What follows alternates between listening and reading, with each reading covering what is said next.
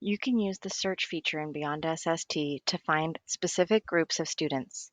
To do this, begin by clicking on the searches at the top of the toolbar. Select Search for Students. In the Criteria section of the search, you will indicate what students you want to see. This may be searching for students that are in a specific SST status. Here you can select the status of your students. Perhaps you're wanting to find all of your students who are pre-SST or your students who have been exited.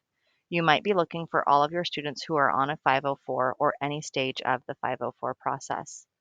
Once you have indicated, you can select Search, and only those students will appear in the results on the left-hand side. If you need to add additional searches, you can select Add and add additional criteria. In this area, you can then specifically narrow it down to even further if you'd like to specify just students with 504s in a certain grade, with a certain gender, or at a certain school site. You can continue your search. If there's additional information that you need, you'll add as many different fields in this criteria as you'd like. Remember, this is going to list the students who meet all of these criteria. This is not going to show you all of this information about the student.